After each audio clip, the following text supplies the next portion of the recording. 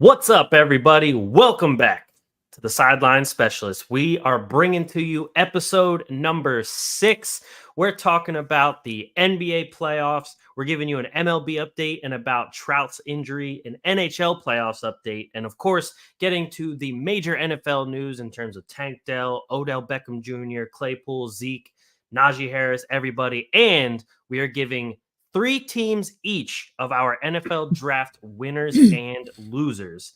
So without further ado, let's get into this week's episode. What's going on, Tom? Sports. Sports in general. Exactly how I feel. This is like, it's that time of year, you're a fan of a team, they inevitably lose. For us, it's the Sixers. That's what we have become accustomed to. Yep. My brain just came up with the sentence the other day because I was just like sitting here like, oh, whatever. We've been hearing trust the process for so long. I think the transaction's completed. I do. I'm in pain, and I if changes occurred, I don't think it would hurt as much as the disappointment of the last 8 seasons, 7 seasons. It's been a minute, so that's where I'm at. But the Phillies out here with the most wins in baseball in early May, which is first team to 20 wins, and they've won 2 more since, so it's going great. And I'm pretty sure the last episode we recorded, well, technically not the NFL draft episode, but the one we actually talked baseball, they actually had a negative run differential at that point in time, and they are now at a plus 28. Yeah, and the top of the NL East. That starter rotation, woo! That rotation has been crazy good. I mean, last night Nola was a little shaky. However, he does that. But it's like crazy though, because even on a shaky for Nola night, we only gave up 3 runs, and you're like, nice. I know, and it's funny too because you're looking at it like the first few innings, it's like, oh god, these people, these guys are getting a hold of the ball. It's just not going out just yet, but like they're getting a hold of the ball, and at some point that's gonna go out. And then it happened, and you're like, ah, shit. the fucking center fielder for the Giants out there had like 3 web gems last night. I was like, can you relax? Seriously though, you just came from Japan. Relax.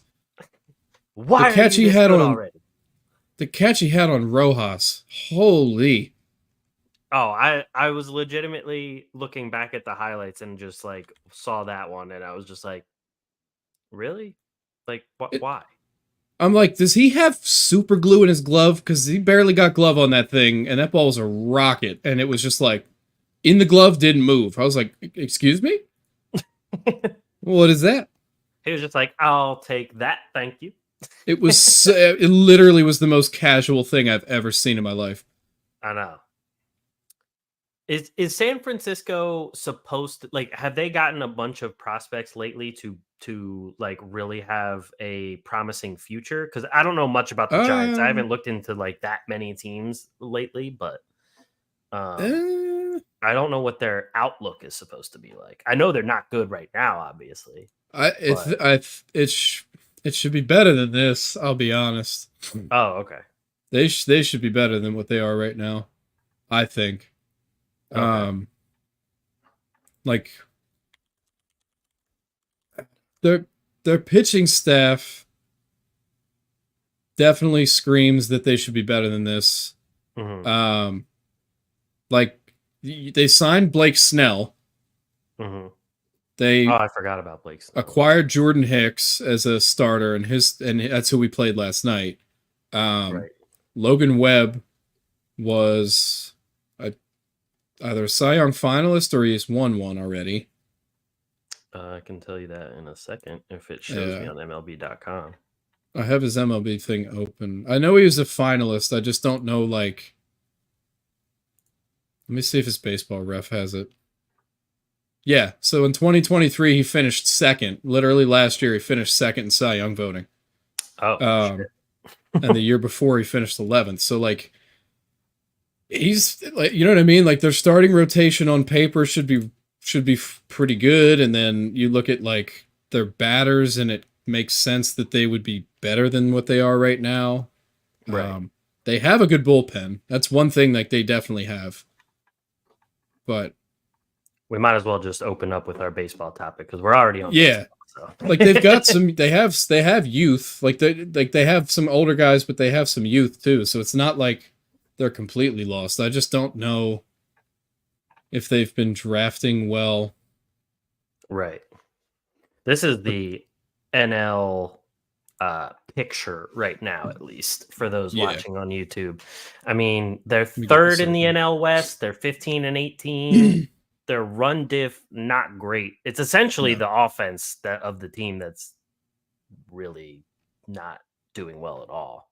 I mean, because you look at the runs scored and compare it to the other teams that are around them, yeah, and it's like if they literally were just scoring at even the rate of the D-backs, you'd be looking at a plus 15.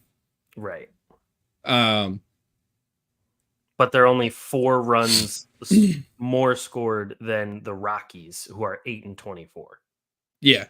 But then even like you look at the runs allowed for the Giants, it's less than the D-backs, it's less than the Padres.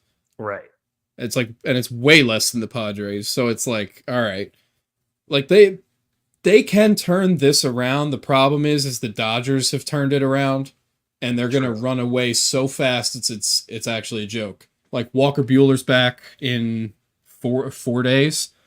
Mm-hmm. So they're a 3-headed monster of a rotation with Bueller, Glasnow, and Yamamoto is coming. But like throughout the rest of baseball, the Brewers have been cooking with absolute gas the last, like, I'll say week. I think they've been the biggest trash talking and fighting team of the season so far too. Their first baseman Uribe out there trying to murk people, bro. I know. Did they ever hand down a suspension for him? I will look at that right now. That's Brewers Uribe. I'm gonna type in suspension, and if nothing comes up, then oh yeah, 6 games. I mean, okay. Peralta 5, Murphy 2, and then Siri from the Rays also gets 2. Yikes. So three Brewers. Yeah, that makes sense because they started that shit. Oh, definitely. I don't know what the Rays dude said, but he was like chilling with his hands down, not trying to start anything, and Uribe just took a swing at a dude who wasn't even defending himself like an absolute bitch. So, yeah, and then tried to like chase him across the universe. In this article I was looking at too, it said Siri said he remained unsure why Uribe even took a swing at him. When I was in the on-deck circle and he was warming up, I felt like he kept looking over at me and staring at me, so I just had that feeling. Obviously, when I went to first base, I confirmed that he had a problem with me. Shit. I think there were some words shared that didn't have much to do with the game. That probably shouldn't have been shared there in that exchange, he said through an interpreter. And then he said he kept stressing that he has no dispute with Peralta. And he said, I never really had a problem with Peralta, never have. He hit me and I just went to first base. So yeah. It seems like he doesn't even know what he did. And the Brewers were like, nah, fuck that guy. I need to watch this damn game back. And there's actually a YouTube channel that always does like reviews and analytics on things like this. Oh, is it the John Boy Media or whatever? There's somebody, it might be him, but there's one that's always like, let's break down the events that led to this. And like, especially for fights, because they're not common, but like, right. This one was like the most heated in a while. Yeah, seriously. So, and then it's like the like trash talking before from Reese Hoskins when he was like trash talking the one guy back and forth and calling him a crybaby and everything. Oh, that was perfect. That was it was the Mets. It was perfect for Reese because Yeah, he's been a Philly his whole career. Fuck the Mets, and right.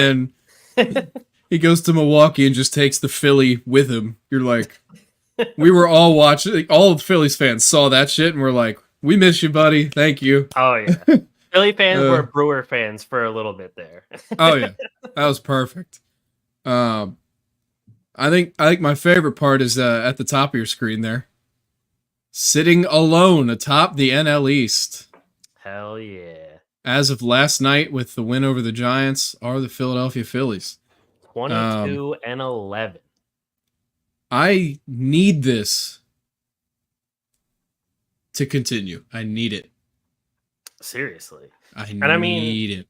I need a flag in the fucking outfield by the bell because we won the damn division yes. instead of just sneaking the hell in and having to like. But see, here's the thing: it's like I want to win the division, but not be one of the top 2 division winners.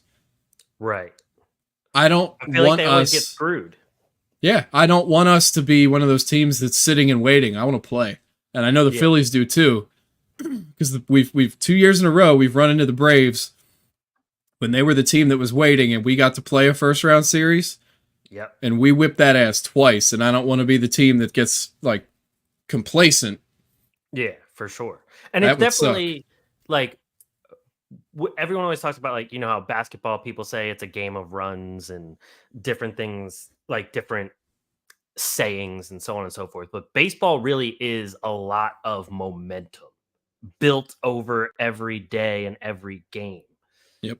And so it's just like when you are just off for that extended period of time, and then you just have to go like, all right, let's jump in and face this team that's already won a couple games, and they're already like the bats are in rhythm, the pitchers are in rhythm. Like it really does not help the home teams or the top seeds. Yeah. So Like, and I gotta say, I feel as though, and don't get me wrong, the Phillies' home field advantage is crazy.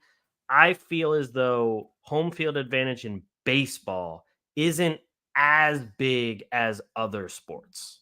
I was just gonna say that it's like baseball is one of those sports where like you have 9 batters. Yeah. And if your starter goes deep, you'll probably have 3 pitchers for a day. Mm-hmm. And there's guys who are just good at certain places. Like,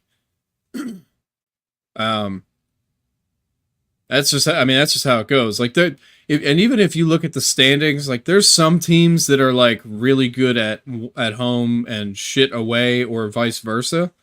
Right. Like I'll use the Royals. I'll use Kansas City as an example.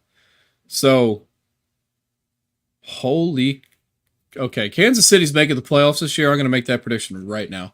So, they've only given up 99 runs. Yeah. There's no other team insane. that's given up 100. They have a plus 56. How do they have 13 losses? How do they have 13 losses? Anyway. It has to be like 1-0.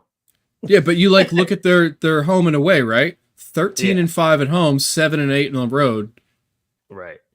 But everybody else in that division, I mean, obviously the White Sox they're the worst team in history, so we'll ignore them. Like, look at the Tigers. They have a losing record at home, and then they're 10-5 on the road. Like, yeah, it's just strange. Even the Twins, same kind of deal. Yeah, you don't usually see that type of thing in like basketball, football, No. hockey. I mean, the Sixers, when we had Ben Simmons, had that one year where we like literally didn't lose a home game. Yeah. But our road record was like below 500, and you're like, how? Exactly. But then you have to remember the refereeing in the NBA. It should never matter where the game is being played, but oh boy, does it! Yes. And the Sixers know that all too well. Yes, it does. And you can at me, but Game 2 was a Sixers win that the NBA refereeing decided wasn't. So I don't know how you miss a timeout that was being called by the coach and like 4 players. I don't know how you miss 3 fouls on Tyrese Maxey. I don't understand any of it.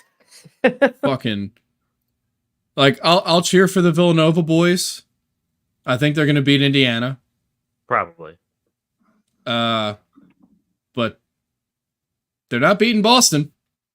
No. Because nobody in the NBA, I think, is beating Boston this year. That's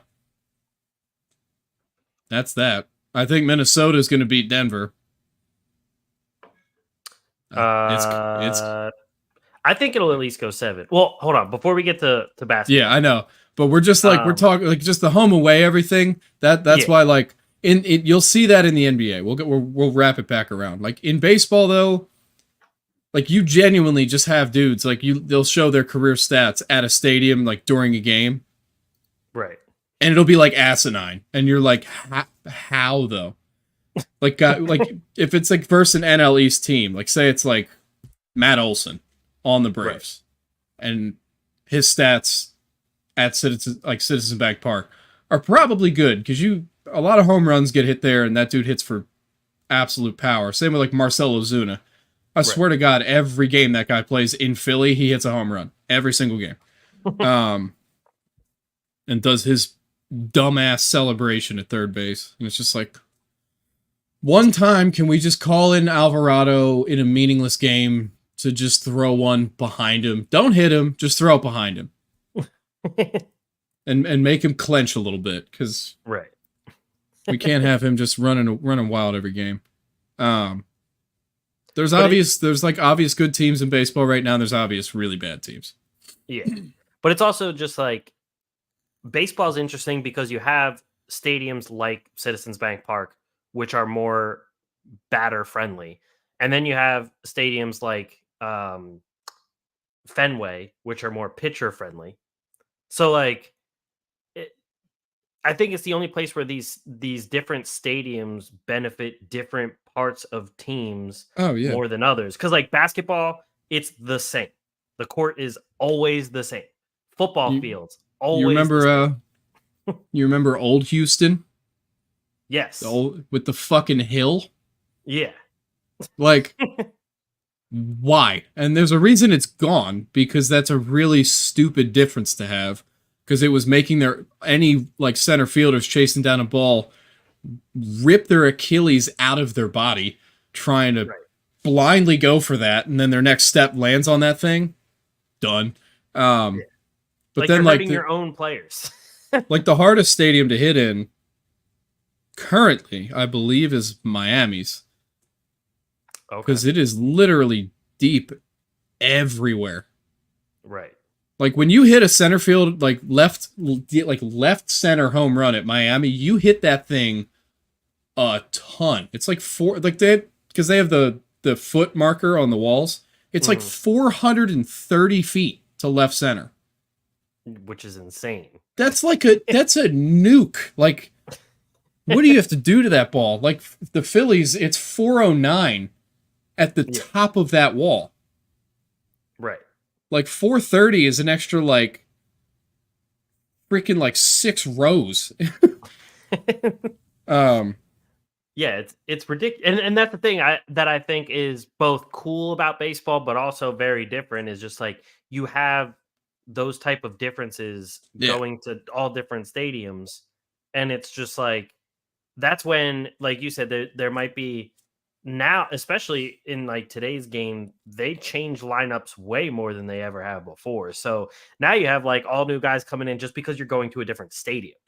That'd be like in basketball saying like, all right, we're going to play in LA. So you know what, Tobias, you're just not playing today because you don't play well in LA. And it's just like, that's not a thing in basketball. No, that's not even a thing anywhere else. I wish they would just tell Tobias, look, you're not playing anymore because you suck. But it didn't happen, and here we are. Sure. To close out baseball, our everybody's kind of like favorite player that they always hope does well, Mike Trout, is hurt again. Torn meniscus in the left knee. Ugh, The Joel Embiid times 5 of yep. baseball. Um, and I say times 5 because what Mike Trout is to baseball is like a level of special that the NBA kind of doesn't even have. Like LeBron is LeBron, Right. but he's super polarizing, and there's so many people that hate him. No one hates Trout. Yeah. Like Seriously. he's like just a really nice guy that plays really hard for a team that doesn't give a single fuck about him. No. Um, and that is really, really heartbreaking. Um, I feel as a like Trout like, is currently sort of like a better version of Anthony Edwards, where like everyone loves Anthony Edwards right now. yeah, He's getting Michael Jordan comparisons, whether people agree or not. And he is just such a likable guy because he's just obsessed with basketball. It was like Kevin Durant before he did the Golden State Warriors move. yeah, Everyone loved Kevin Durant because he was this amazing player, will go down as one of the best in NBA history, did everything in crazy sort of ways that nobody's ever seen before. But Oklahoma City just could never get there. It was a smaller market team and all sorts of stuff. Obviously, LA is not a small market for the Angels, but um, it's just a team that just feels kind of hopeless. but it is like small market though, in a True, because they're sense, not like they're because like the it's Clippers versus the Lakers. exactly, and it's like it's like way worse than that too, though. Like Yeah. it's like the Dodgers and then the Angels. Like it is, and it's crazy because the more recent World Series like winner that wasn't in like a bubble season or like in a weird season, like take out the 2020 Dodgers Right. because that season just felt odd. They earned it because they should have won in 17, but the Astros cheated them. Right. So we'll like make that a caveat. The Angels in I believe 2002 won the World Series over the Giants when Barry Bonds was like in his prime, and that Giants team was disgusting. Yeah, that was The an insane team. the betting odds, I feel like I've looked this up before. The betting odds in that, it was like the Giants were like a minus 390 to Jeez. win the World Series, and the Angels just were like, nah, bro, not this time. Yeah, that's insane. That was when they were What's still in Anaheim, right? Yeah, and they had Bartolo Colon as their ace. Oh, good old Cologne. The That ageless dude, wonder. well, yeah, literally. But you think about that, like he really was the ageless wonder. Um, Seriously. like let me confirm that. He's he's got to be old as hell now. Oh, he's old as shit. He's 50. Oh, Um, okay. hold on. I need to see exactly what year that fucking World Series happened because now I'm like living in my head. Yeah. I can also I think it's 2002. I don't know if Cologne was there yet. I know he went to the Angels and had like a 20 win season or some shit. Yeah, it was Yeah. 2002. He went in 2004. So I'm missing. I need to see the name of the guy on the Angels at that point. That Oh, Troy Glaus. I forgot about him. Their third baseman. I used to use they Troy Glaus in a whole bunch of video games. I remember that. they had a squad. Yeah, they did. Hold on. Let me see Shit. this. Let me see this full roster because it's like Where's the team uh, pitching? Oh, there it is. oh my god, no. Yeah, this team's loaded. So John Lackey. Tim Salmon in right field was like such a Garrett Anderson in left hit 306. Adam Kennedy hit 312. Eckstein. Scott Spezio. What a freaking throwback he is, bro. Oh Wasn't my god. Eckstein? Yeah, I remember him when he played for the for St. Louis. Yeah, because he won He the World Series in 06. yeah. And I remember he was an all-star at some point. I think it was the St. Louis days. He was an all-star. Yeah. His first 2 years in St. Louis, he was an all-star. Yeah. Those teams were. Oh, yeah, and Benji Molina was the catcher. That's right. Yep. Good old Molina. That dude was a beast. I remember. Oh, yeah, he has 2 Golden Gloves, too. Those are the 2 years. 2002, 2003, Molina got the Golden Glove with the Angels. Damn. Yeah, that team was stacked. This team was, like, stacked. Yeah. All that to say, hopefully they get some sort of help around Mike Trout. Otherwise, just trade him to the Phillies. He wants to be in Philly. They need to get back to these kind of days. Like, it wasn't. And here's the sad truth. I don't think the Angels can get back to like true success until Trout is like actually gone. Probably not. And Rendon, because it's like those contracts are huge. True. Trout has earned his. Rendon hasn't earned a fucking thing. So right. And there was a golden opportunity when you had Ohtani and Trout on the same damn team. Like, that would have been like if LeBron and Kevin Durant were on the same fucking team. Yeah, in like 2014. Right. Like, it was that kind of thing. It was literally like that kind of deal where they were both still at an age where like they were the dominant players. Exactly. Like, Durant clearly is not anymore. Right. And he needs it, like, yeah, but like that's a good analogy. Yeah, like the Suns are a good analogy for them. Yeah, but yeah, baseball will miss Mr. Trout. For sure. And he was oh god, he was playing so well. I know. I know, man. But anyway, moving on to the NBA playoffs. Oh boy. Oh, a lot of thoughts. Fuck Tobias Harris. Sorry.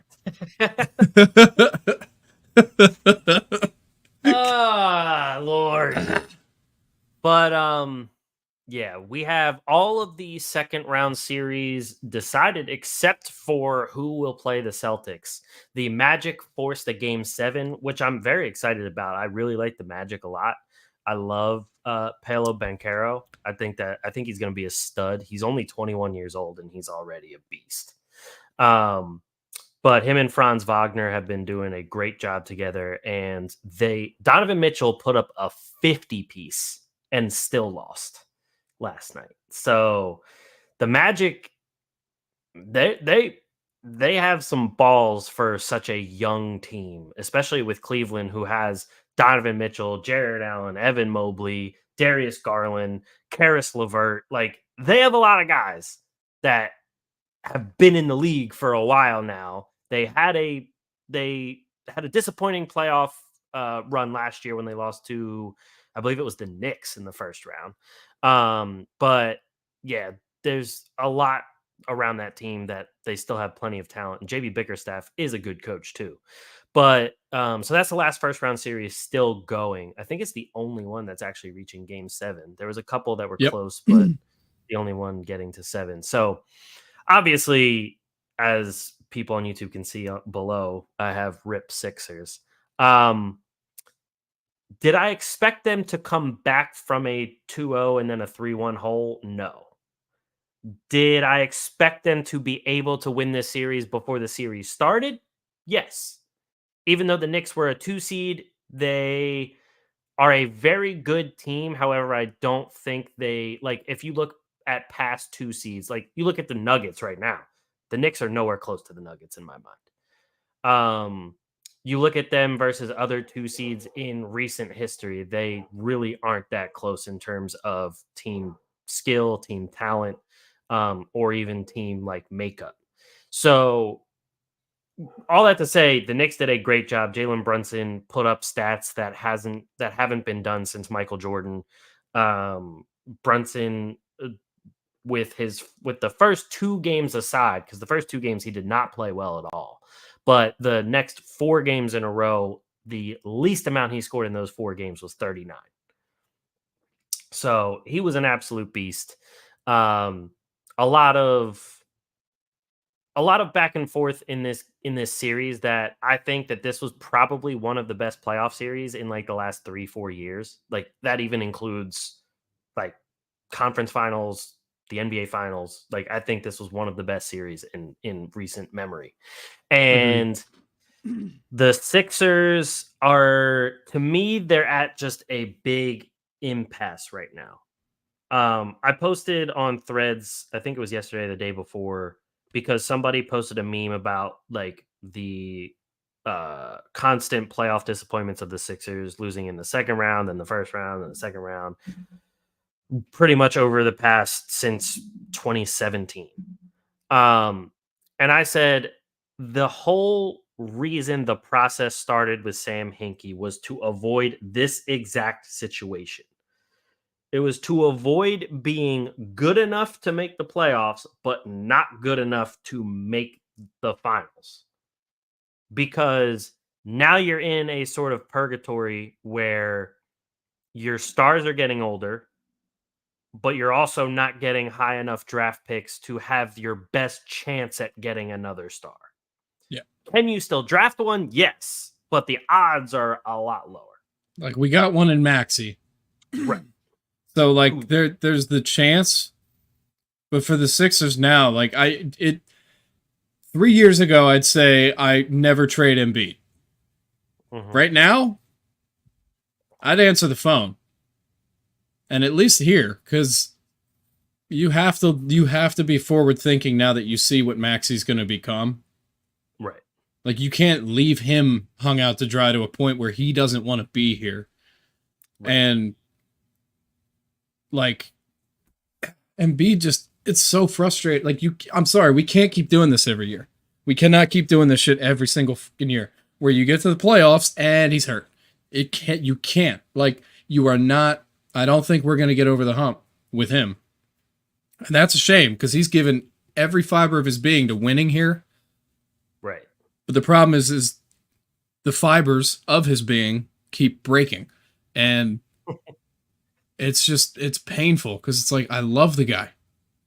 And that's the thing is it's one thing if I was like, Embiid's just quitting, so fuck that, trade him. But it's like the man has, don't get me wrong, in other postseasons, he has made excuses, but he has been part of the problem in terms of just disappearing in games and disappearing, especially in elimination games, just like that Celtics series last season. But especially in this first round series, he probably had one of his best series of his playoff career. Yeah. Despite the fact that he's on one leg and had Bell's palsy. And I will say that I admire the fact he went from, when he was hurt before, it was just kind of like, I'm not playing. I'm not even trying. I'm not doing it. To then like, okay, he's starting to try, but then he's disappearing. And now he's full on just like, you know what? Fuck it. I'm going to be hurt anyway. So I'm going to like literally do every single thing I can. And that's what makes it hard to like, say like personally I think he won't get traded, but I think he will, like, to me, in terms of what I want to do, I do want to give at least one more season to see what happens, because this is the first time that the Sixers don't have a shit ton of money locked up in a bunch of other people, including Tobias Harris. And so this is a point where you can build this team to maximize Embiid's talents, but also build the team in case he gets hurt, because he will get hurt at some point. There is no if. Oh, he might not There's get no hurt if. this year. Yeah. There is no if. He will be hurt. But I think this is just to tie into that. I think the best thing that the Sixers could do from just a logic standpoint is build around Maxey. True. Like, Embiid is Embiid. We know who Embiid is. And Maxey just automatically complements him. Like, that's set. like obviously there's guys that are here that we would like to see re-signed. Um, but I think this should be one of those seasons where it's literally like the list of names that are no longer Sixers should be really long. Yes. And like even a GM standpoint, honestly, I wouldn't mind if the GM was moved on from, like, Daryl Morey. because it's like okay, the James Harden trade, whatever, the amount of drama that brought us. Like, I don't need that shit anymore. I don't need that shit anymore. I don't need our GM to be some dude who's actually like causing media attention for negative reasons. I need a GM you don't even hear about because you don't need to bring his name up because he did a good job. Like, it's Right. it's frustrating because like we love this team. And The city loves this team. We love this team, and they hurt us. that's been part of the Sixers' curse lately because, like, obviously Sam Hinkie became a polarizing figure for really no reason because we've now seen how many teams tank for multiple years. Like, whether Yeah, it's they on followed. purpose or whether it's just they just flat out suck. What's the difference? He set the blueprint, Yeah. and like other teams have followed it, and it's kind of worked. So Yeah, and like Oklahoma City was pretty bad for like 2-3 seasons after they got rid of Russell Westbrook, and now look what all those draft picks and trades have gotten them. They yeah, got Gilgeous Alexander by trading away Paul George, and they got Chet Holmgren because of the picks that they stacked up. They got Giddy and Dort and all these people from stockpiling all these picks. And that's what the Sixers were doing at the time. And but it's just like, oh, well, Philly's a big market. It's like, okay, well then it doesn't matter. Like they're like still trying to build a team. OKC wants to be a big market. Like that.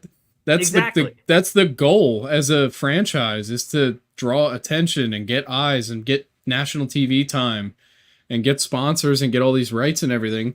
And like, there's obviously the criticism of the Sixers for like missing on some picks, especially in the Hinkie era. It's like Nerlens Noel was not a good pick. The dude was so skinny, and you knew he was that skinny, and you're not adding muscle to a frame like that.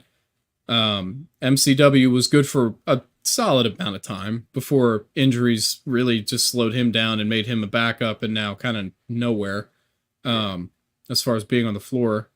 Has he retired officially? I don't think he officially retired. But I will say, so yeah, Hinkie definitely had some misses on picks. Like Okafor ended up being a miss, but also at the same time, a lot of people loved Okafor like coming out in the draft. Yeah. And so we have agreed. It's 2020. We've agreed in a previous podcast, if he played a different time, Yeah, he would have been a beast. But then I even look, it's like Ben Simmons was the consensus number one. There was no like that. There was no other player, and I don't care who went after him and how it's turned out. At that time, he was like the second coming. Like it was, you know what I mean? It was that big a deal. And then like Fultz was incredible in college. Yep. And then he had a freak kind of like muscular paralysis problem and all these things that just like no one that young, like you don't want to ever see them go through that. So the fact that I get to watch Fultz playing in the playoffs on the Magic right now, I am like so behind him. It's unbelievable because it's just like the scrutiny he got in Philly. It's like he didn't choose this shit, guys. Like, relax. And like the thing is that people don't understand what Maxey is now is what Fultz was supposed to be. Yeah, and had the potential to be. Exactly. Genuinely, like skill set, speed, vision. Like Fultz had a dunk in last night's game, and you see how high he got up. You're like, got it. Right. He was a bigger version of Maxey with more distributing skills. Yeah. And I think Fultz, if he can just put some seasons of health together, will be in the league for a while. Like that's where he's a good enough player. Exactly. And I love, that's why I'm 100% cheering for the Magic. Yeah. 100%. Because the way their organization actually like cares about its players is very obvious. Right. And I'll cheer for that. And it's just like, yes, Sam Hinkie missed on a bunch of picks, but let's also like I also make sure to acknowledge he's also the one to pick Joel Embiid. He also was the one to actually help Joel Embiid through a lot of life issues, including being hurt the first 2 years of his career and his little brother passing away and all sorts of things. And Sam Hinkie was the guy to help with all of that. And on top of that, he drafted Jeremy Grant in the second round, like with the 50-something pick. And Jeremy Grant is averaging over 20 points a game the last few seasons. And then he also drafted, he actually a free agent, undrafted free agent. He signed TJ McConnell, currently in the playoffs, moving on to the second round. He drafted or signed Christian Wood, who's gotten multiple big contracts for the last. I was just gonna bring him up because it's like, but I even look was one of his first picks Nikola, or was that the year before he got hired? That's the year before he got hired. Okay, because it was like the Sixers had some. They like you look around the league. There's some bigs, right, that all started here. Exactly. And they're like good one. Like Vucevic is a mainstay. Yeah. Everybody knows who Nikola is. And then it's like Christian Wood, I think he was a Laker this year, yeah? Yes. Yep. Not a good fit for him. No, not at all.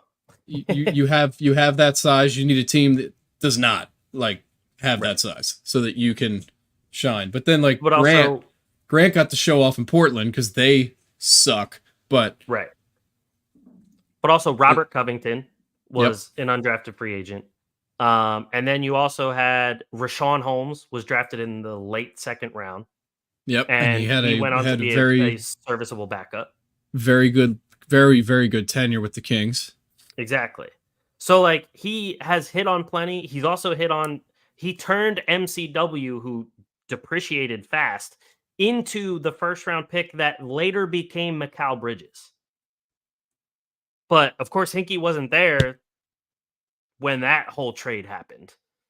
Because Hinkie was forced out right before the Ben Simmons draft. So Colangelo's first draft pick was Ben Simmons. And then Colangelo went on to be caught with a fucking burner account, ripping his own players and releasing health information, which was illegal. And then... And so they fired him right before the next draft, and you got Brett Brown trying to play GM, making trades to ship Mikal Bridges out of there. That one still hurts. That one still hurts. Oh, yeah. You literally took a dude who went to Villanova.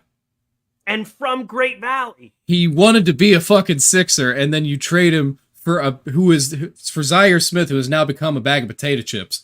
Like, he is bagging groceries. They traded. This hurts. And also, Mikal Bridges' mom worked for the Sixers. Well, you traded him for Zaire Smith and a first-round pick that later became Matisse Thybulle, who isn't on the team. Maybe it's all karma, dude. Maybe it's just literally all karma. Maybe karma's real, and all these shenanigans in that office. Because it must be. But this is literally what I mean. Like I opened this by saying, "Can we get a GM that doesn't have drama?" Exactly. And we haven't had one in like 15 years. Since Billy King. Literally. And like, I bet you 50% of the NBA fans don't even fucking know who Billy King is. But I'd rather that. Exactly. That's what I'm saying. I want that. I want our GM to be literally just fucking Joe Schmo that does his job really well. Right. His press conferences are really neutral and boring and just here's what we did. Thanks. Have a great day, guys. Look at the team that Billy King put around Allen Iverson. He literally built the perfect team to fit Allen Iverson's talents and play style. And it got them to the finals. Obviously, nobody was going to beat Kobe and Shaq. No. But he built a great team around him. And so at this point, it was like with Ben Simmons and Embiid, we all knew that they weren't going to coexist because they both couldn't. I mean, we know Ben Simmons refused to shoot. Embiid wasn't as good of a three-point shooter at the time as he is now, but even now, he's not going to just stay on the perimeter. You're not putting your 7-footer, just leaving him out on the perimeter. Yeah. So they can't play together. You had to put shooters around Ben Simmons. You also kind of need shooters around Joel Embiid too, but like Embiid's his distributing skills didn't improve until just this year. He became a lot better at passing the ball. And then once Simmons was out, then it was like, all right, we're building the team around Embiid and Tobias and James Harden. And then Maxey started to become something. So now you have two guards who are really good with the ball. Harden can distribute, but now it's like, who the fuck is playing defense? Because Tobias, Maxey, I love him, but his defense hasn't improved until just recently. Harden's not playing defense. And then Embiid was like your only defensive player out there. Yeah. Into now it's like, okay, you got Maxey and Embiid. Maxey can literally score from anywhere on the floor. So the things you need around him are like 3-and-D type of guys, but also someone who is a reliable shot creator and maker. And then it's just like, that was supposed to be what Tobias was for his whole career. And now it's like the guy attempted 2 fucking shots in game 6 of the first round series and had 0 points. And you got paid $39 million to score the same amount of points as me, who sat on the fucking couch. He took 2 shots. He took 2 shots in game 6. 2. What the fuck? Oubre averaged more than him and made $38 million less. Yep. It's mind blowing. I just can't. Anyway, for the rest of the NBA, the Thunder Mavericks is going to be a really good series. I see the Mavericks really pushing them a lot just because of, the veterans on the team. The Thunder's still very young, but I could see the Thunder winning that. You said it briefly. You think the Timberwolves are going to beat the Nuggets. I see that series going 7 because the Timberwolves have really looked good. I mean, sweeping the Suns like that and making it look pretty easy. I don't think that's just an easy feat. And so that series, I think, is going to be like the one I'm watching the most in these semifinals. Celtics will face the Cavs or the Magic. That gets decided on Sunday. They play at 1 p.m. And then Pacers-Knicks, I think, is going to be interesting. But honestly, I think the Knicks are probably going to take care of the Pacers pretty easily, to be honest. But hopefully I'm wrong. Hopefully that one goes pretty far into that series. I could also see the Knicks just kind of falling apart because they put all of their energy and everything into that first round series. And now like Josh Hart shot the best percentage from 3 he's ever shot in his entire NBA career in that first round series. Yeah. So there's going to be a regression to the mean for him at the very least. And then DiVincenzo was very shaky in that first round series, but like Deuce McBride also just somehow couldn't miss. And so there's going to be regression to the mean for a few of these guys. Brunson will be fine, but all in all, especially with the Pacers, I think like you still have to account for the fact that they have Siakam and Halliburton, and you have a couple shooters coming off the bench, and Miles Turner is a good defensive and 3-point shooting center. So it'll be interesting to say the least. But I just the reason I'll just say the reason I think the T-Wolves can beat the Nuggets is they have the size and the bodies to make Jokic feel less comfortable. True. Like True. I watched I think it was Rondo. I saw just a 5-minute video of him like just talking about how he because he was on that bubble Lakers team that beat them. So and I know Jokic since then is 2 MVPs, and it's like, okay. But he was literally like, our whole strategy was like, make him shoot over you. Like, don't let him do this like nifty shit he does to get around you, pass around you, through your legs, whatever. Right. Like, put him in a position where he feels like he actually has to be scoring. And and then make sure that the shots he's taking are not like free.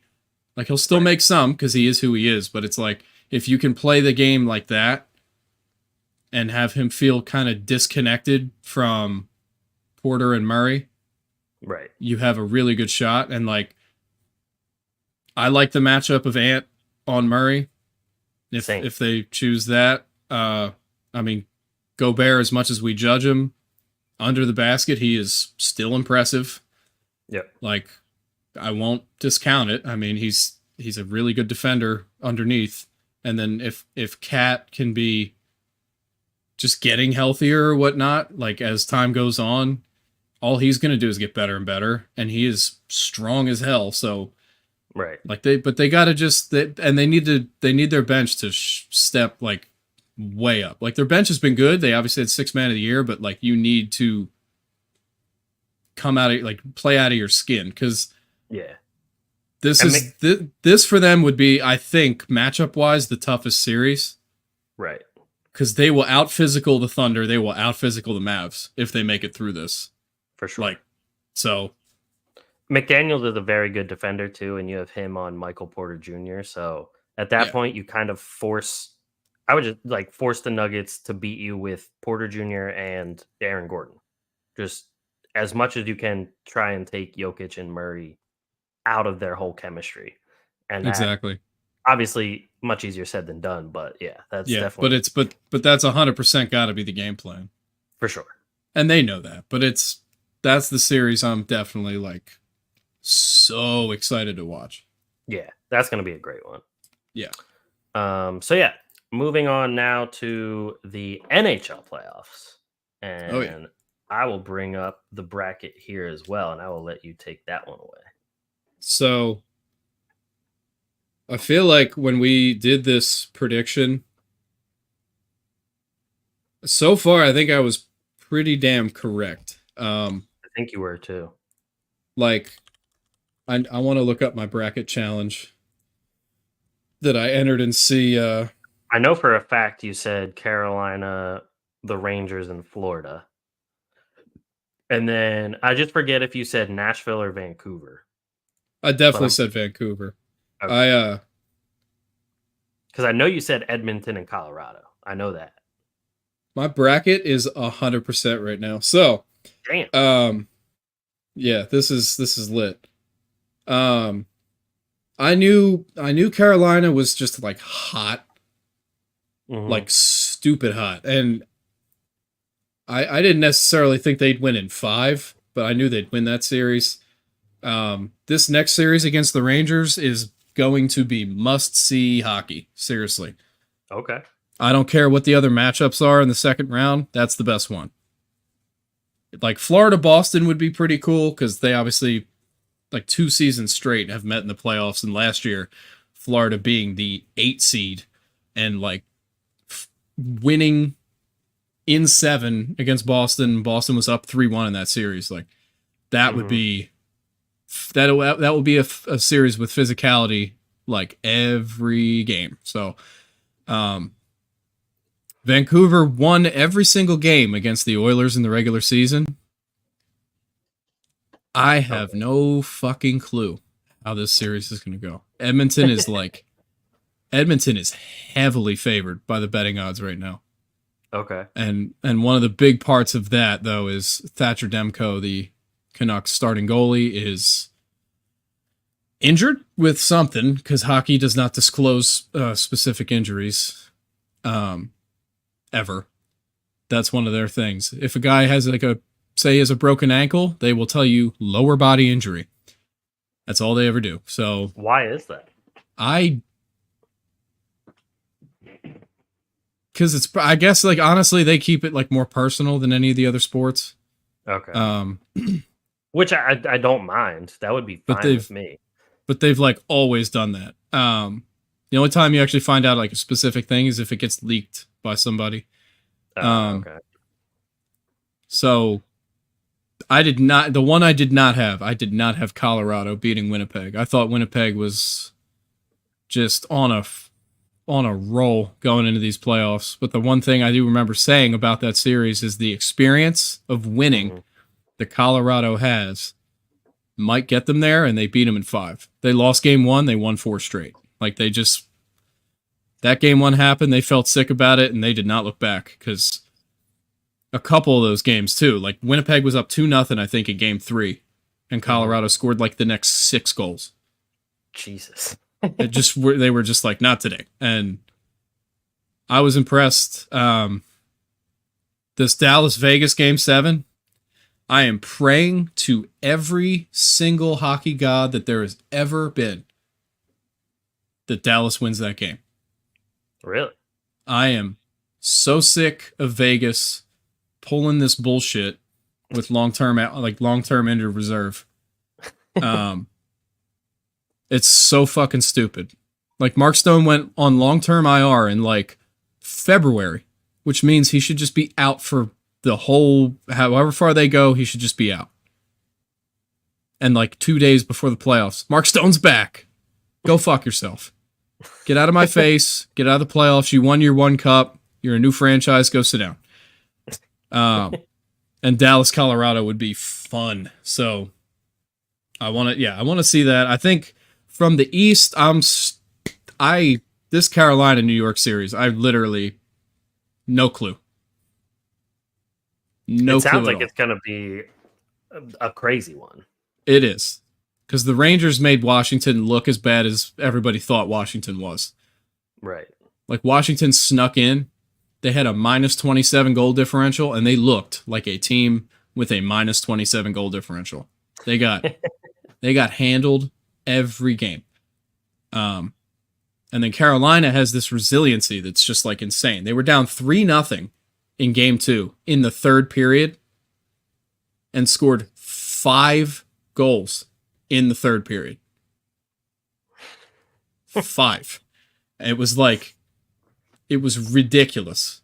So that, like, Carolina, I think, definitely can win that series. I think the Rangers are the better team, but it's playoff hockey.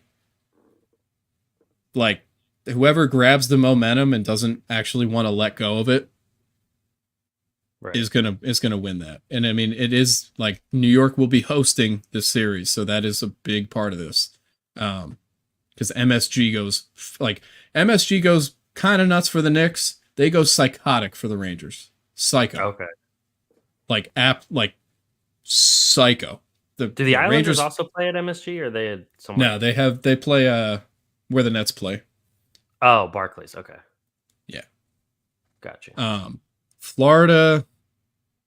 I think Florida beats either Boston or Toronto, to be honest. They seem like the real deal so far. Florida good. They're a good team. Florida good. But I will say this. I think the winner of Rangers Hurricanes is the team going to the finals. Okay. And I think I said that before. I think that's just like that side of that bracket. It's just like they're the two. Like, Carolina's so hot, it's insane. And then the Rangers are just like fundamentally top to bottom, just like really good. In the West, obviously, I want Vancouver to beat Edmonton. I want that really, really bad. Mm-hmm. But I have bad feeling. I think Edmonton might make this look easy. They're pissed about how the regular season went against this team. Mm-hmm. And McDavid and Draisaitl right now, and Zach Hyman, like, the amount of points they had in 5 games was not human. So we might finally have a Canadian team in the finals again, because I think Edmonton could make it there. Okay. I want Vancouver to be that representative, but we shall see. I think Canadians are gonna have to wait another year for Cup champion, though. I think it's Rangers or Hurricanes. Gotta be. I mean, they both seem pretty unstoppable. They so have the fact they have to play each other already it kind of sucks, because it would be cooler to be like the Eastern final. Oh yeah, 100%. But that's how the seeds fell. So yeah, it is a playoffs to enjoy. Let me see if there's any games on Monday night when we'll be at the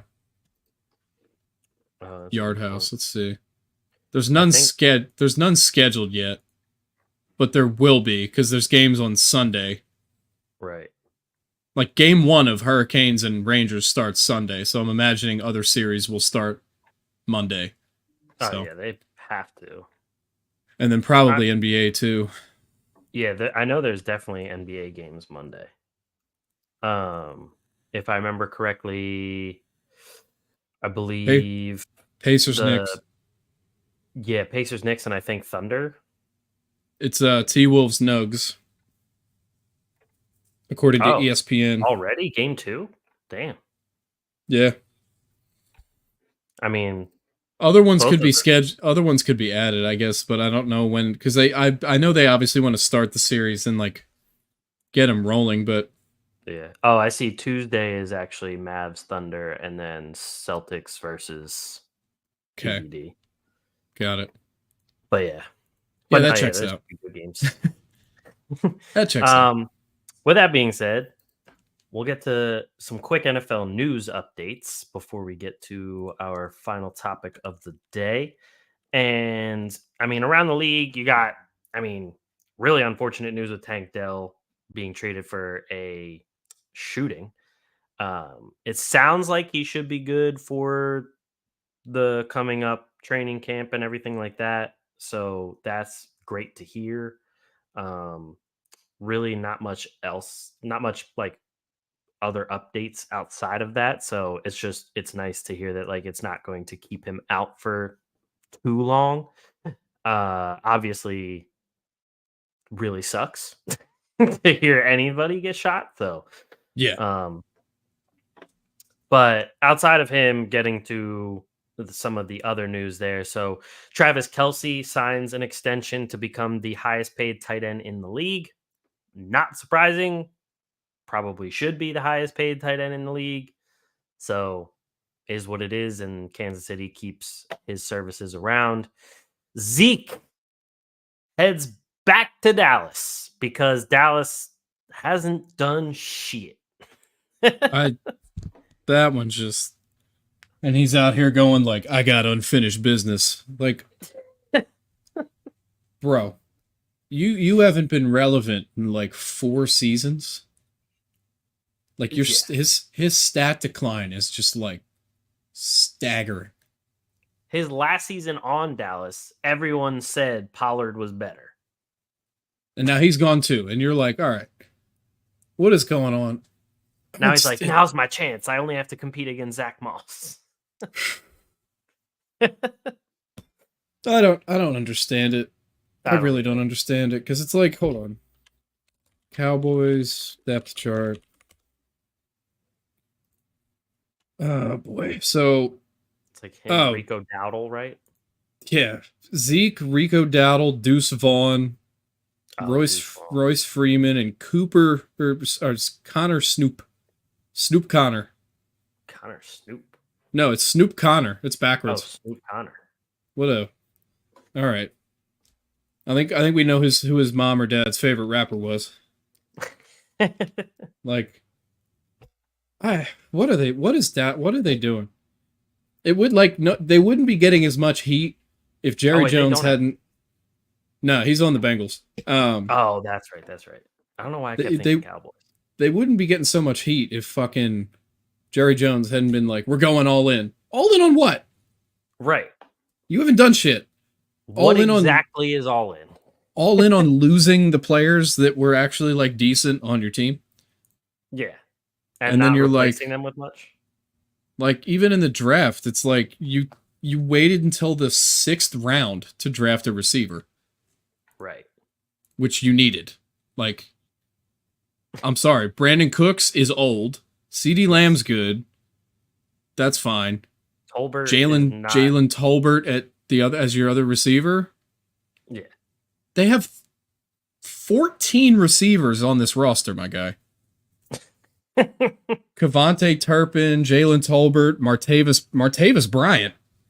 What are Wait, you doing? like the What Martavis Bryant? what are you doing here? Hold up. Oh yeah, that is the Martavis Bryant. Well, he's old as fuck too.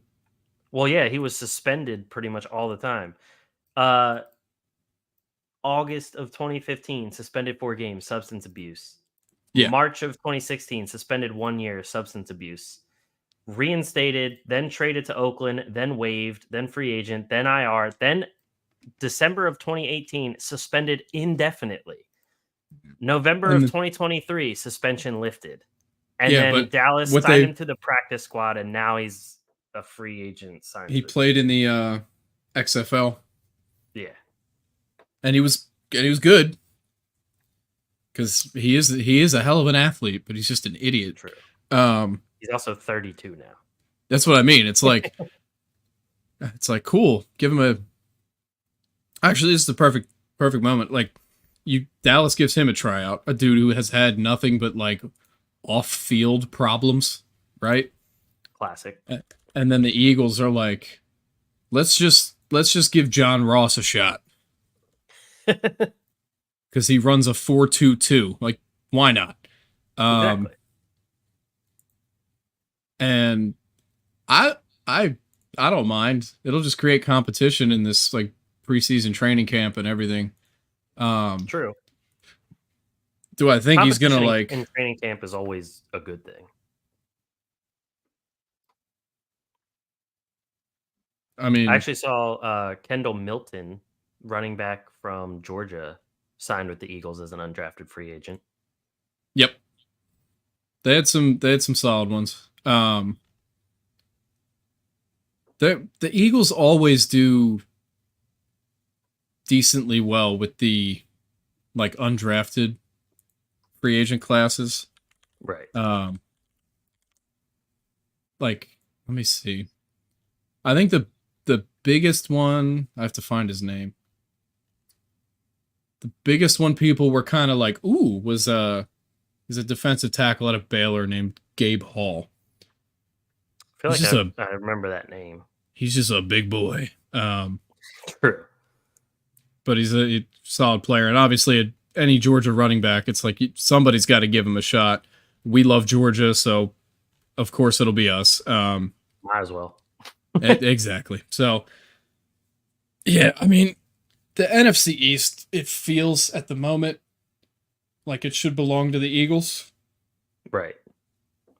But we don't know what the Commanders have like quietly actually made a pretty good team. I'm not going to lie. I agree. They've at least added to the things that they've needed. So yeah. So like they're definitely in a better position than the Giants. Yeah. Because I like until the Giants get another like Eli that you can actually rely on once you make the playoffs. Right. Because once Eli touched playoff football, it was like it's over. Right.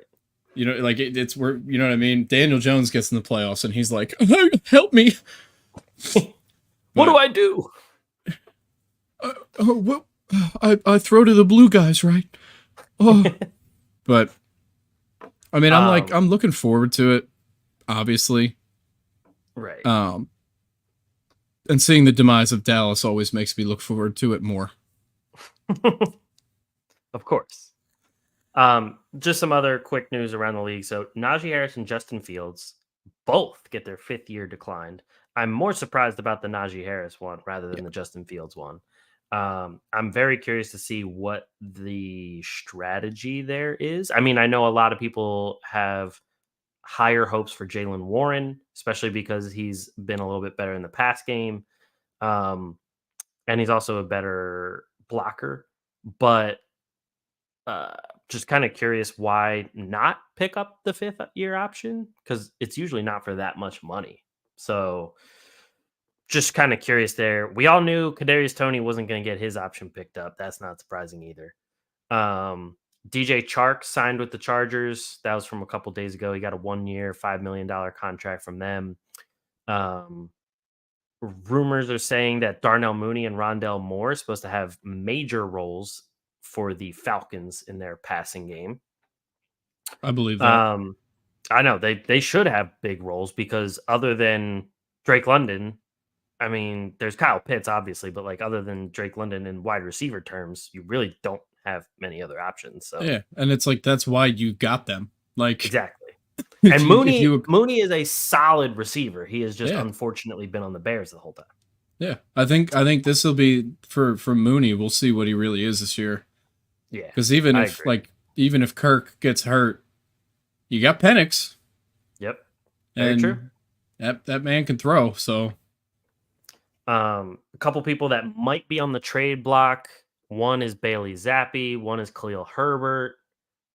Both of them just are pretty much getting phased out of their teams because the Bears like the development of, well, I shouldn't say like the development, but it depends on the development of Roshan Johnson, who they drafted 2 years ago.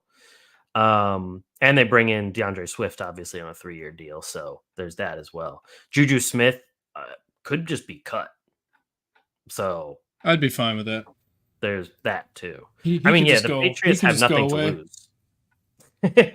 He could just go away. Yeah. And then outside of that, it's just like some other kind of like rumors and stuff. Trayvon Diggs is expected to be ready after his ACL tear. Darius Slayton is expected to start opposite of Malik Neighbors. Jalen Hyatt got bumped down their depth chart. Apparently, Trey Palmer and Jalen McMillan are competing for the number 3 job in Tampa Bay. Yeah, Malik Neighbors is apparently supposed to be the number 1 receiver immediately, which should be the case. So Yeah, I don't think there would be any reason not to no. do that. To be honest, And then Tyler Boyd is meeting with the Chargers and the Titans, those would both be good fits for him. especially the I hope. Chargers. I think that'd be I very was gonna good. say I hope he chooses the Chargers because he'll feel like more valued there. I think He would at because least be the obviously, number 2 option right away. yeah, because if he goes to the Titans, it's like you got Ridley and Hopkins, Right. and then maybe even Treylon Burks that he'd have to like compete with. Even Didn't though they like also draft a receiver? I'll check. I'm on the draft page right now. Oh, okay. I was looking at the Uh, depth charts. in the sixth. Oh, okay. So, So like not really. right. Kind of like a flyer. Yeah, like that's a guy he's gonna Jaquan like Jackson, yeah. yeah he's gonna try and get a spot being drafted that late. Right. But yeah, I hope he goes to the Chargers too. So I mean, yeah, those are just quick news updates. Not really much else to say outside of that. So with that being said, let's hit our last topic of the week, and that is our NFL draft winners and losers. I was gonna say I'll give like one winner, you give one winner, so we'll get to our 3 winners, and then we'll yep. do the same thing with losers. Okay. Um, I had as my overall winner, which I think most people have, is the Chicago Bears. Fair. I mean, it's like a lot of places have A. I would just say A plus based on the fact you got who's supposed to be one of the best quarterbacks to come out in the draft in a very long time. You got one of the big 3 of the top wide receivers in Odunze. You get an offensive tackle as well, which obviously you were lacking in. You needed that to protect your quarterbacks because your quarterbacks have been some of the most sacked in the league. The punter pick is like, yeah, whatever, you got a punter. And then you just take another edge rusher down at the 5th round just to kind of shore up some of the defensive line. But the Bears already worked on their defense a little bit in the past season. They made some deals to shore up the defense. Then you make your trades and stuff to bring in Keenan Allen. You still have DJ Moore. I mean, yeah, I think the Chicago Bears set themselves up perfectly. Like it was only 5 picks. The only one that was like, what the fuck was the punter? Yeah. But then you look at where he punted and it was Iowa, and you're like, oh, this guy probably has more punts than anyone in college history. I think he actually does. So you're like, at least he's good. Right. Like, so you got that. So yeah, I can agree with that. Who do I want to say my first winner is? By the way, I just want to do a disclaimer. I did not include the Ravens and Eagles because we talk about them at length, but I deem them as winners. Yeah. I think it's like unanimous though. Everybody. Yeah. All right. I'm looking through like this full thing. I'll go with the Colts. Okay. I will go with Indy. So I love the first pick. They're the first team to take a defensive player. at 15. You take Laiatu Latu, and it kind of made it. I didn't know this connection until somebody mentioned it, but it was like, okay, same doctor that fixed Peyton Manning's neck fixed Laiatu Latu's neck. I actually didn't know that either. So they, like, Latu had medically retired in 2020 and then had his neck fixed by that guy, came back, and clearly looked like he looked good. Like, it wasn't like, oh, it's a first round risk. Like, he looks developed. Right. So they're trusting that, like that pick. Everybody seemed to like that pick. They got A.D. Mitchell in the second, like late in the set. It was like the 20th pick of the second round, and everybody was like, what the hell is this? But then Mitchell, they're taking risks here. This is the riskiest draft, but I'm going to call them winners now. So Mitchell has type 1 diabetes, so it's like, that's another thing. You have to make sure he learns how to manage that during a game. If I were them, I would call up Mark Andrews right now. But that's what they were literally saying in like the things I watched as the draft happened, was like, there are people who have this and succeed. Yeah. Make sure you talk to them. Get offensive tackle to Pittsburgh. And it was like he's solid. Consensus agreed. Good player. Another wide receiver in the 5th that you traded up for. So and I think it's just Bordellini, the center out of Wisconsin. He was like the second or third ranked center in the draft. Yeah. And it's like they just thought smart, right? So like 3 of their first 4 picks were to make Anthony Richardson's life easier when he's healthy again. Yep. You get one more receiver in the 5th round, and then you go all defense to close it. And it was like almost all secondary. So you're literally just trying to like hit on everything. Only thing they didn't draft that ESPN says is a position of need is tight end. I mean, if you don't draft that a position of need for them, I think so. I thought they had a couple. They have like Jelani Woods, right? And not saying like Jelani Woods is amazing, but they also have Ali Cox. Yeah, but Jelani Woods is listed as their number 1, so it's like maybe they wanted more. I got you. But yeah, I'll say Colts for the first of the dubs. Okay. My next one is going to be the Steelers. I mean, it's hard to look at the Steelers draft and think that they didn't kill the draft. They added a bunch of people that not only were position of needs, but just helps the team get better in general. First 2 picks, offensive linemen, Fontenot, Zach Frazier.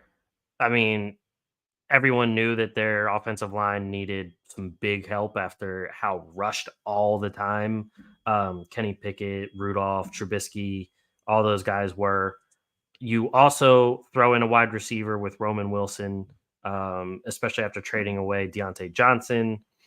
And then let's just also throw in, you get Peyton Wilson, who was ranked as like the top linebacker in the draft, all the way down at number 97. Even though he has no ACLs. Yeah. Here he is. Can't tear your ACL if you don't have them. Exactly. He's thinking ahead. He's playing chess. Exactly. And then, let's go back and get another offensive lineman. So they got a tackle, a center, and a guard. They got Mason McCormick in the 4th round. And then they get an interior defensive lineman in the 6th with Logan Lee and another cornerback, Ryan Watts, out of Texas. So, and like the PFF big board had Peyton Wilson listed as an early 2nd rounder, and they got him at 97. Yeah. And Roman Wilson was also listed as an early 2nd rounder. But I mean, they got him at 51. So like they're kind of middle of the 2nd round. But he is just like a huge speed guy. He had 1 drop on 67 targets, 90th percentile apparently in separation percentage. So you just throw him right in there for Deontay Johnson. And yeah, overall, I just think the biggest thing was their offensive line. They added 3 linemen. So Yeah. yeah, they're all, I have to throw them in as a winner. Yeah. Let me. All right, I'm gonna go.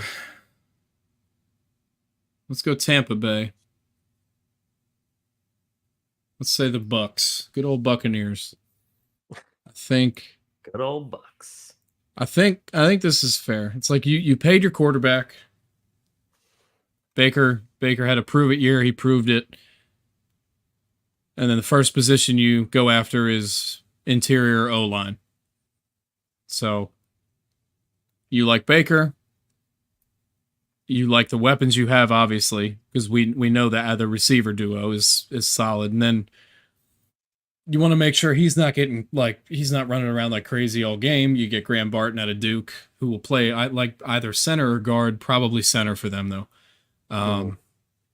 You get an Alabama edge rusher in the second, which even if the guy is like not amazing right away, he's been in one of the best programs college football's ever seen. So you trust that he can take coaching and learn. And he was the 7th ranked edge rusher. I think they picked him basically right where his overall rank was. So it's like they didn't reach, or you know what I mean? Like they got a guy kind of where he belonged. This is the one pick they had that I was like, was the safety they took in the 3rd. Was definitely a bit of a reach, Tyke Smith. Yeah. Like 100% a bit of a reach. But if you like a guy, you like a guy. And you kind of got to do what you got to do. And they knew they had a pick 3 picks later. And you took the guy that was lining up opposite to Neighbors. Right. Or Adunze. Sorry. Like actual opposite to Adunze. And Jalen McMillan, which I thought this was a smart pick. Especially at 92. Exactly. So it's like he's there, which everyone was surprised about. Right. And the little things you look for in a receiver, like how does he catch the ball? How does he run his routes? What are his breaks like? Like he has all that. So like, why not? Because and he's a 3rd round receiver too, so he's gonna get snaps.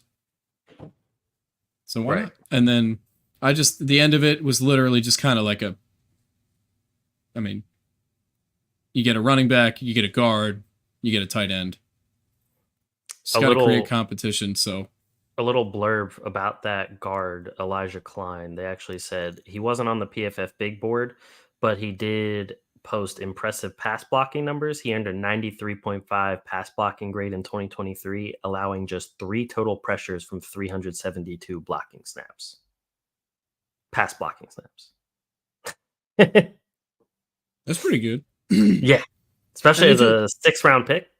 And if he's a guard, it's like guards are easier to find. Right.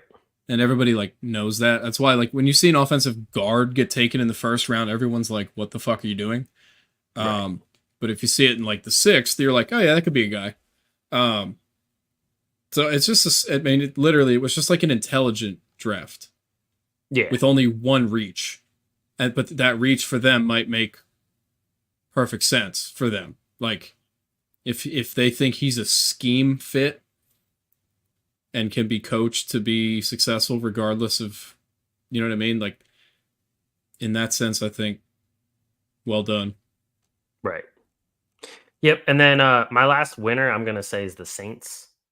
Okay. I thought their draft was very good. You obviously needed offensive line help. You get Fuaga, like arguably the best tackle in the draft.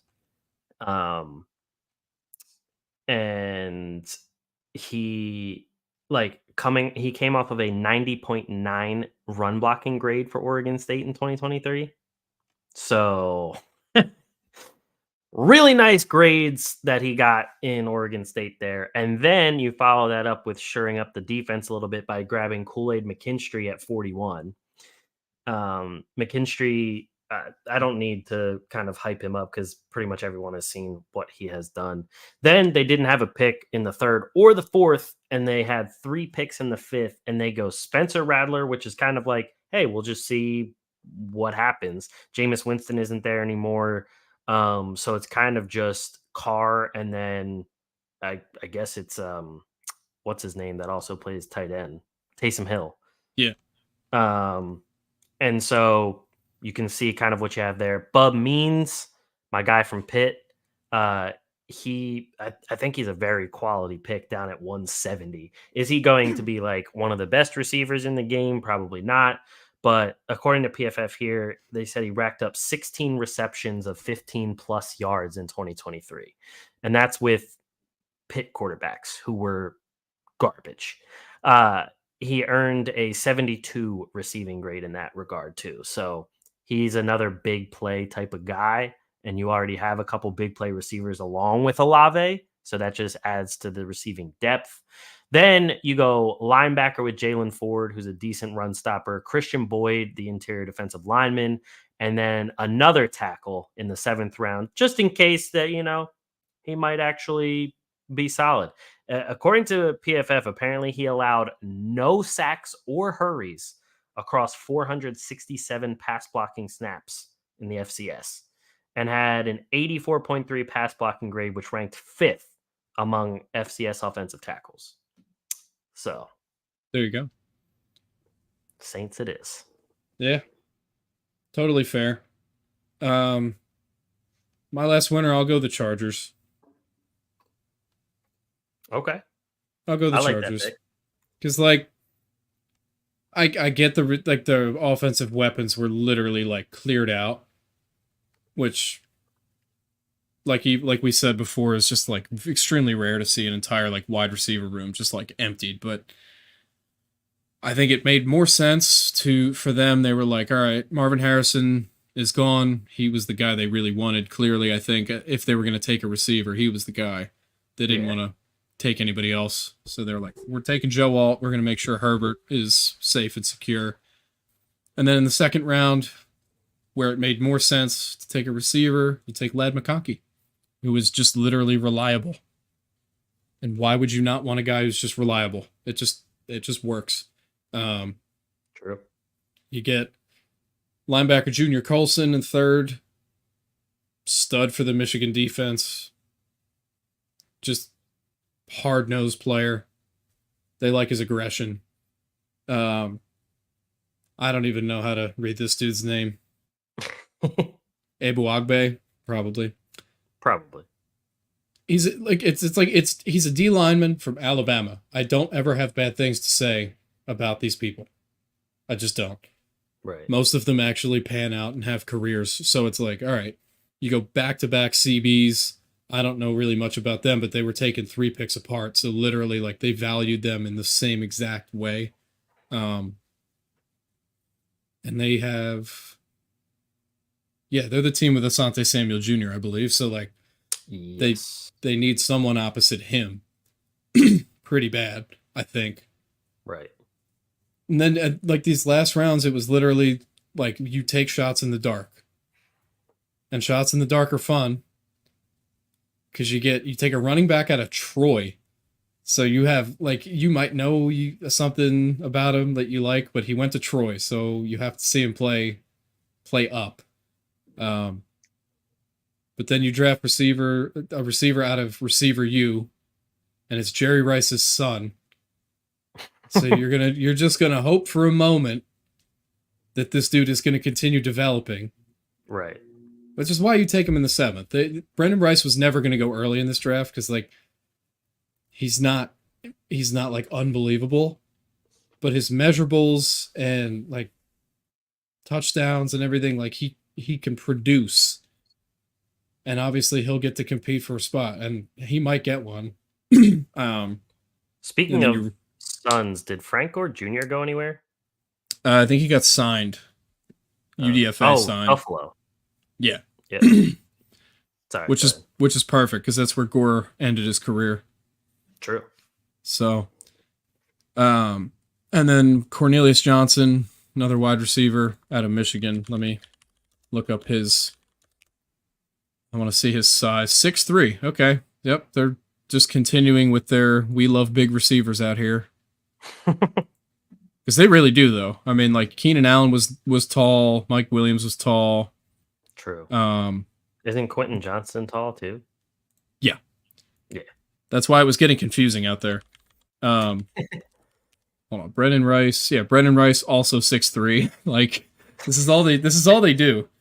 They're We just trying want to a have, bunch of big dudes. Yeah, they just want the biggest team ever. Like, I'm surprised they didn't draft the guy the Eagles did. Oh yeah. I watched the tape of the OTAs. Mm-hmm. He's fucking huge.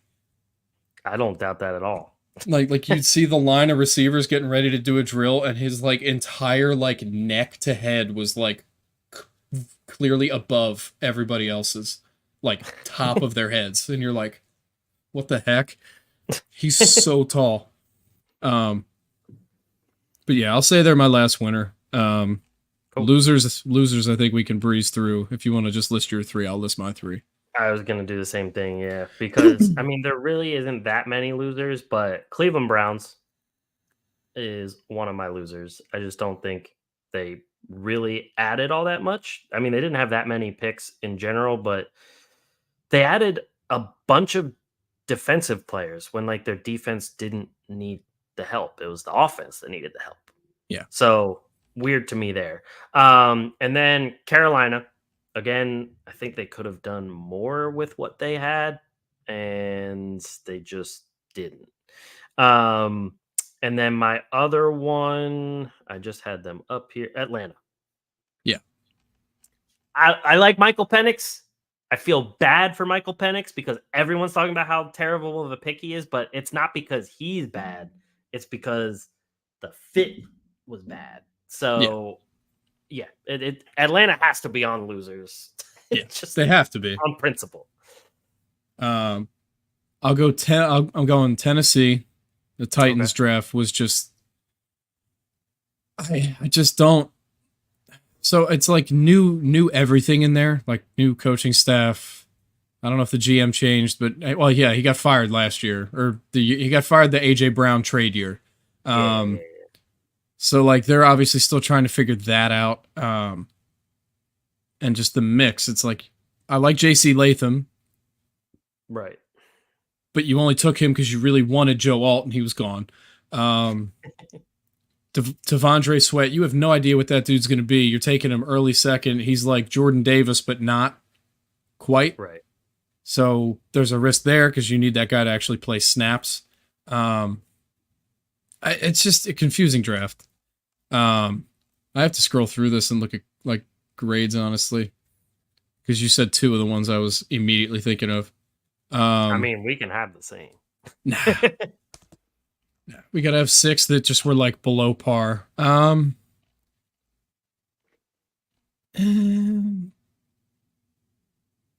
I knew Atlanta was gonna be on both of ours for sure. So I was gonna say Seattle, but I'm not gonna say Seattle. Actually, I'm gonna give them a little credit because like they like their receiver room, they like their QB. They drafted 2 O linemen, they drafted 2 corners, a D lineman, a linebacker. Oh, sorry, 3 offensive linemen. Like they're trying to protect what they have in Geno Smith, who's not young anymore, so don't need him getting hit. So I'll give them a little credit. Maybe the Niners. Maybe the Niners are up for grabs here. I think because I think everybody agreed Ricky Pearsall was a reach. I would agree with that. So like that didn't need to happen then. And even like watching the draft watch-alongs and everything, a lot of their picks, they were kind of like, but like their O lineman, he has to play interior. I think he had played tackle a little bit at Kansas, but he's too small. So it's like, okay, you're drafting that for something else. I don't think Malik Mustafa was actually like, I think that good.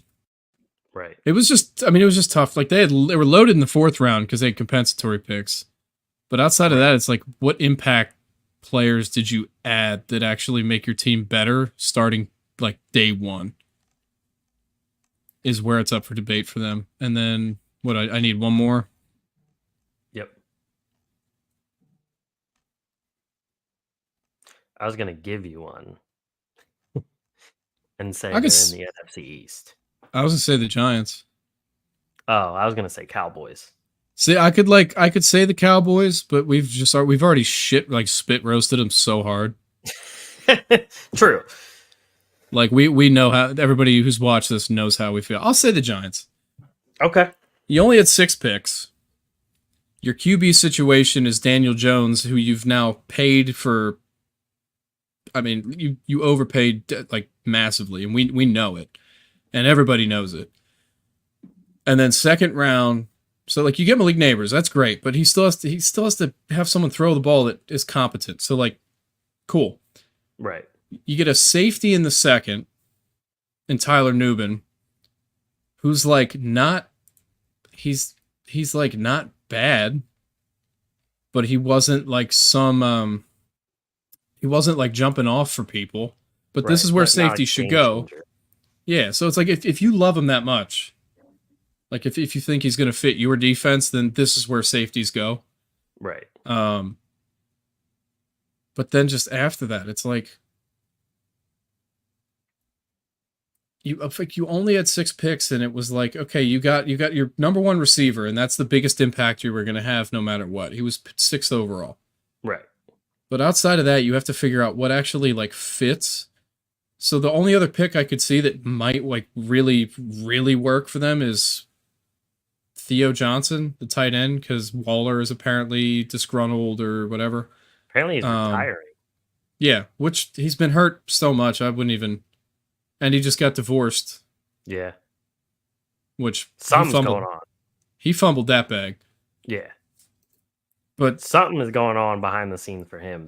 I know, but that's why I'm like worried about him. But that's obviously tight end's a need, clearly, but it's like you took one in the 4th who most people weren't that high on because he's not really like that athletic. And then a running back like Tyrone Tracy. Let me see his measurables. Let me just click on this real quick. All right. 5'11", 209, 4'4", 40. He's got legs for days, which he better. He's a running back. But their team just doesn't change from this. Like, exactly. And even with free agency, it's... I just don't... Like, they're clearly one of the bottom 2 in their division still. Like, for sure. And then free agency, like losing Saquon, kind of sealed the deal. Like it's, and honestly, they're like I feel as though Washington's offense could take a step further than New York's because, like, I agree. Sure, they'll be starting a brand new quarterback, but like Terry McLaurin's still there. Like you have some weapons at least, and you have the running backs there that are still pretty young. So, yeah, I feel that though. I don't think the Giants really took that much of a step. No. And it's like that city is not going to put up with this shit. Right. Like you won 2 Super Bowls in the last actually, well, if we want to go back like what, 25 years, they've won 3? Something like that. Well, they beat the Bills in the 90s and then they lost to the Ravens at 2000. Yeah. And they won 2 with Eli. They won 07 and 2010. Yeah. Both over New England. So, I don't know, man. This draft, it felt like really clear. Like there were teams that just did an amazing job. And everybody agrees they did an amazing job. There are the middle teams where they picked a lot of like let's see kind of players. Right. Like high ceiling potential. And then there were teams that just like every pick they made, everybody was like, what the fuck are we doing? Yeah. Like the Falcons are the biggest one. Everybody knows, like you took Penix at 8 when he was projected like 2nd round. Right. And And that was like, if that wasn't mind blowing enough, you take Rook Orororo, which is literally how you say that dude's name, which is just hilarious. You you take him in the second, and he was supposed to be like a late third. And you just spent all your money on a quarterback already. Yeah, and then your first round pick, which will get paid the highest, is also quarterback. So he's going to get paid high for this.